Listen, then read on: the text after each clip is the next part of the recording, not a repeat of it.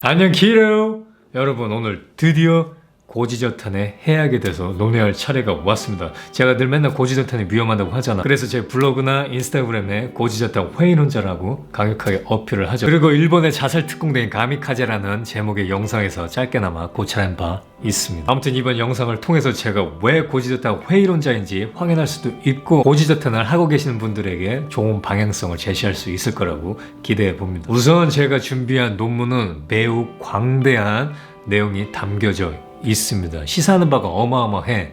예를 들면 제가 저녁 식사로 탄수화물 섭취할 때 지방산을 최소화하는 이유와 당뇨를 앓고 있는 저희 고객분들에게 제안하는 식사 가이드라인을 위한 기반이 되는 정보가 담겨져 있습니다. 하지만 오늘은 고지저탄이 오히려 살을 찌게 하는 이유에 대한 제한적인 내용을 갖고 그 관련된 메커니즘에 대해서만 설명할 겁니다. 여러분도 이 영상을 보고 회의론자가 되실 거예요. 자, 여러분, 고지저탄이 왜 일본의 자살 특공대인 가미카제인지 이 영상을 필히 주목해야 됩니다. 지금부터 제가 제시하는 모든 제안들은 해결책이 아니라 사고의 훈련이다. 다양한 정보, 다양한 관점을 갖고 그때그때 장단점을 저울질하는 일종의 손익 분석을 통해서 본인 스스로가 올바른 결정을 하셔야 돼요. 다이어트는 대부분의 키토인들이 고지저탄을 선택한 이유예요. 왜?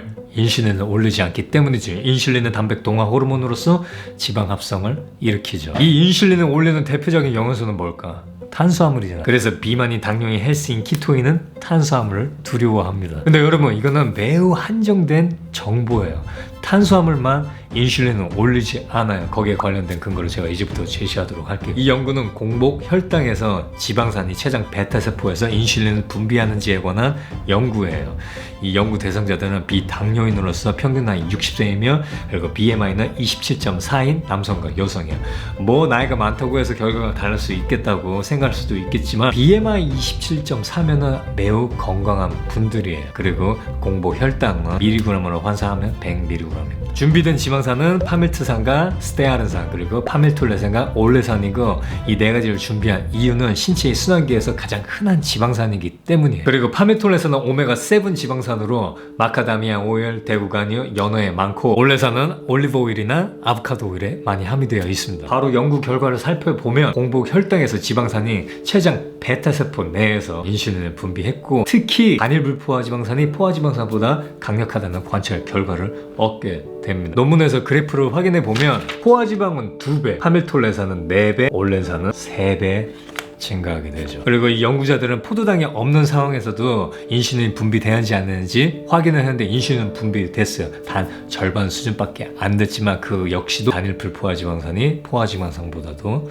더 강력하게 인슐린을 분비했습니다. 우리가 이 연구에서 주목해야 할 키워드는 딱 3가지야. 공복혈당, 단일 불포화지방산, 포화지방산. 먼저 우리는 포화지방부터 알아볼 겁니다. 여기서부터 시작하면 될 것 같아요. 단일불포화지방산인 오메가7과 9은 필수 지방산이라고 간주하지 않아요. 왜냐면 체내에서 합성되거든. 이 체내 합성 과정을 살펴보면 우선 합성하기 위해서는 기본 재료가 필요해. 그 기본 재료는 포화지방산인 파밀트산과 스테아른산이에요. 이 포화지방산에서 이중 결합을 만들어서 단일불포화지방산으로 합성할 때 필요한 게 있어요. 그건 바로 SCD1이라는 효소야. 이 SCD1을 활성화하기 위해서는 2가지 요소가 필요한데, 그게 바로 탄수화물하고 단백질이죠. 탄수화물을 많이 먹을수록, 단백질을 많이 먹을수록 SCD1 효소는 활성화돼서 오메가7과 9이 합성이 어마어마하게 많아지겠죠. 여기서 질문. 기본 재료가 풍부하고 SCD1 효소를 활성화할 수 있는 식품은 뭘까? 삼겹살이잖아. 왜? 단백질과 포화지방산이 풍부하니까. 결국 우리가 삼겹살을 많이 먹게 되면 포화지방산이 단일 불포화지방산으로 합성이 돼. 탄수화물을 먹지 않아도 말이야. 그래서 이 과정에서 인슐린을 분비하는데 그 첫 번째 잠재적인 경로가 있어요. 그건 바로 에스테로화 능력이야. 특히 이 에스테로화가 높을수록 글리세롤과 유리지방산이 사이클을 통해 대사산물을 생성이 증가시키는데, 이때 인슐린 분비가 증가하게 되는 거예요. 그리고 또 다른 잠재적인 경로는 바로 췌장 베타세포 표면에 있는 GPR4라는 수용체의 신호 전달을 통한 지방산의 작용 때문인 거야.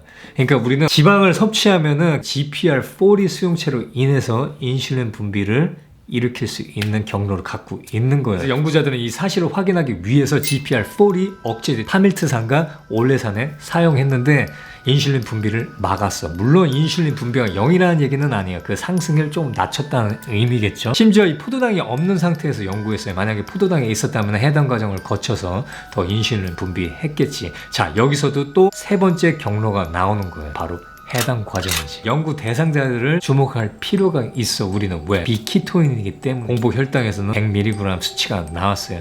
그 수치면은 해당 과정을 일어나게 한다는 의미. 그래서 이 연구자들은 미토콘드리아의 호흡과 해당 과정의 주요 지표인 OCR과 ECAR을 측정을 했는데 내용이 좀 어렵죠. 그래서 제가 쉽게 좀 정리를 해볼. 공복 혈당이 높다면, 즉 낮은 키톤체 수치를 갖고 있는 상태에서 탄수화물을 먹지 않아도, 왜 우리는 키토인이니까 단백질, 지방을 많이 섭취하게 되면, 예를 들면 삼겹살이겠죠. 단일 불포화 지방산으로 합성이 많이 되면서 에스테로화가 많이 이루어지면서 인슐린을 분비한다는 거고, 그리고 이 공복 혈당이 높다면 해당 과정을 통해서 또 인슐린이 분비되며, 그리고 포화지방산이든 단일 불포화지방산이든 간에 지방산을 섭취하면은 췌장의 베타세포 표면에 있는 GPR4라는 수용체의 그 시그널링을 통해서 인슐린을 분비한다는 거야. 즉 인슐린 분비는 세 가지 경로를 통해서 올릴 수 있다는 거죠. 이 내용만으로도 키톤체가 왜 생성 안 됐는지, 그리고 정체기에 왜 시달렸는지,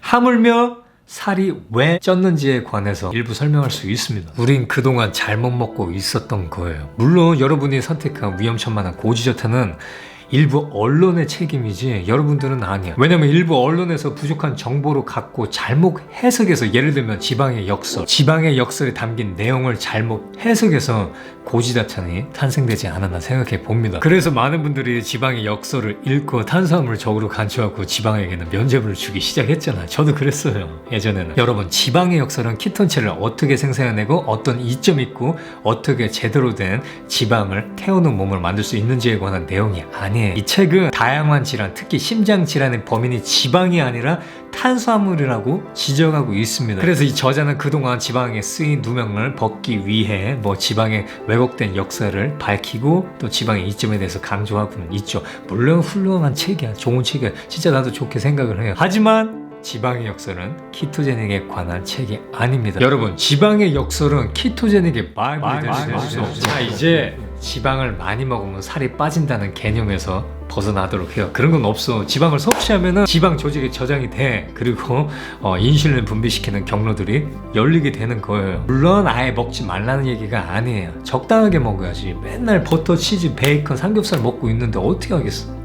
다양성이 결핍된 거는 탄수화물 폭발도 일으켜. 왜? 흔하지 않는 음식은 가치가 올라간다. 내가 누누이 얘기하잖아.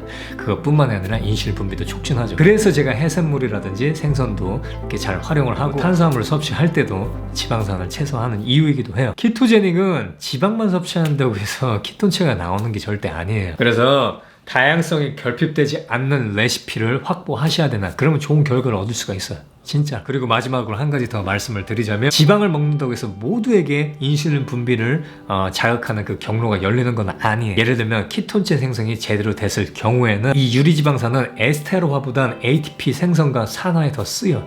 결국 키톤체가 사용된다는 의미지. 키톤체 생성이 제대로 됐을 경우와 그렇지 않을 경우에 같은 양의 같은 종류의 지방산을 섭취한다 하더라도 결과가 달라질 수 있다는 얘기예요. 그리고 오메가7과 9 지방산이 나쁘다는 얘기는 아니에요. 오히려 건강에 되게 큰 혜택들이 있어요. 예를 들면 오메가7 지방산은 포만감 호르몬을 분비시켜서 만족감을 느끼게 합니다. 그리고 리포카인으로 작용해서 인슐린 감수성을 높여서 당뇨 예방에. 아무튼 저는 여러분들이 이 정보를 갖고 더 나은 방식을 만들어서 건강한 다이어트를 했으면 좋겠어요. 저는 계속해서 과학적 근거를 갖고 고지저탄이 없어지는 그날까지 고지저탄의 해액에 대해서 논의할 계획입니다.